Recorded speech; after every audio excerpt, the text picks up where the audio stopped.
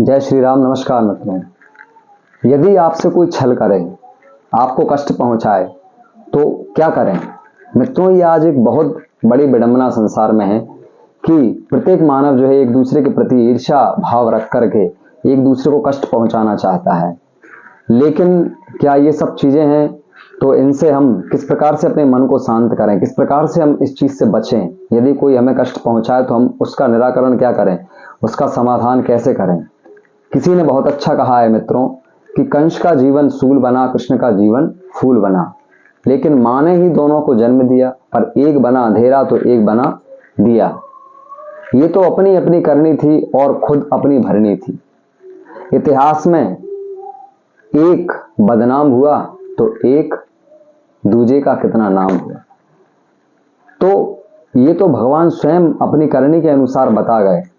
देखिए, वैसे तो छल करना, किसी के साथ द्वेष करना, किसी के साथ उसको कष्ट पहुंचाना बहुत बड़ा पाप है। परंतु यदि चलिए आप आजकल हम देखते हैं कि आज की दुनिया में किसी ने कहा कि भाई हमारे घर में टोना टोटका हो गया, किसी प्रकार की कोई बुराई, किसी प्रकार का कुछ हो रहा है, तो इस चीज से हम किस प्रकार से बचें?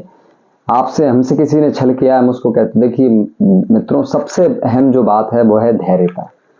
सबसे बड़ी बात तो हमको धैर्य धारण करना होगा अपने जीवन में। जिस समय हम धैर्य धारण करेंगे तो अवश्य ही 50% तो जो हमारे साथ किसी ने छल किया है, हमसे कपट किया है, हमको कष्ट पहुंचाया है, ये धैर्यता से ही शांत हो जाएगी।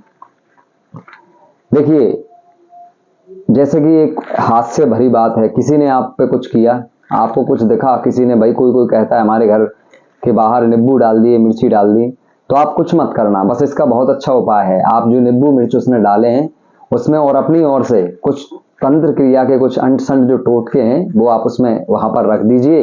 अब रात में भाई वो जो दूसरा बंदा है वो आकर देखेगा तो उसको ऐसा लगेगा शायद ऐसा तो नहीं भाई इसने मेरे ऊपर पुनः करवा दिया, इसने रख दिया, तो ये क्या है?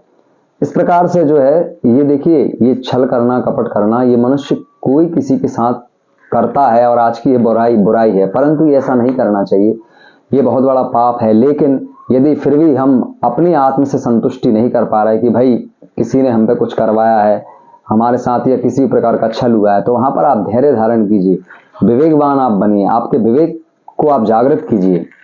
जितना ज्यादा आपका विवेक जागृत होगा, उस विवेकता के कारण आप अपने मन को नियंत्रण में रखोगे, आप धैर्यता को बांध पाओगे, आप धैर्य धारण कर पाओगे। और उससे क्या होगा कि जो छल हमारे साथ हुआ, जिस प्रकार का कष्ट हमें किसी ने पहुंचाने का प्रयास किया, तो उससे आप बच पाओगे और बहुत अच्छे से अपना जीवन यापन करोगे। मित्रों, इतिहास में भी हम सब जानते हैं कि जो राक्षस थे भगवान के सामने, या किसी भी प्रकार से आप अभी के युग के समय में देख लीजिए, किसी ने किसी का बुरा सोचा, किसी ने बुरा विचार किया, तो उसका क्या परिणाम हुआ?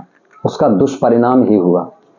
क्योंकि ये हम सब इतिहास में देखते हैं, तो फिर आपके साथ बुरा कैसे हो सकता है? देखिए, ये तो प्रारब्ध है।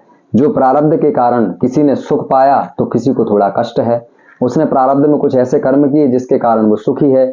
हमारे द्वारा प्रारब्ध में कुछ ऐसे कर्म बने जिसके कारण हम दुखी हैं। लेकिन ये समय समय की बात है।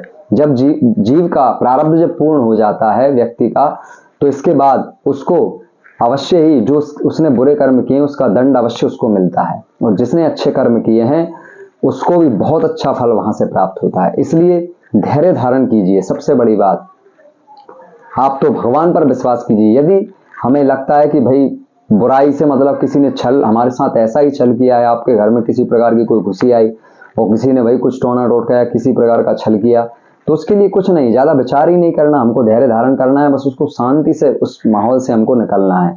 कोई भी ऐसी गलती ना करें, कोई किसी प्रकार का अपने मन में ऐसा गंदे विचार ना लाएं उस समय के लिए। बस उस समय को सकारात्मक तरीके से निकालें। जैसे जैसे आपके धैर्यता से सकारात्मक रूप से वह समय निकल जाएगा, तो फिर एक बहुत अच्छा समय आएगा जिससे जिसने आपके साथ ये छल किया है, आपको कष्ट पहुंचाया है, वह अपराधी होगा और ये प्रकृति उसको दंड अवश्य देगी और आपको बहुत खुशियां प्राप्त होंगी। तो भगवान पर विश्वास कीजिए। जब हम जानते हैं कि भाई आप लोगों को लगता है कभी अंधेरे में नहीं जाते, हमको डर लगता है कहीं से हम निकल जाते कि भूत प्रेत आदि आत्माएं होंगी, तो फिर आप ये भी तो सोचिए, यदि ये सब है तो क्या भगवान नहीं है? तो अवश्य भगवान है। तो भगवान सब कुछ देख रहा है। बस आप धैर्य धारण कीजिए और अवश्य ही आपका जीवन सुखमय होगा। जय श्री राम।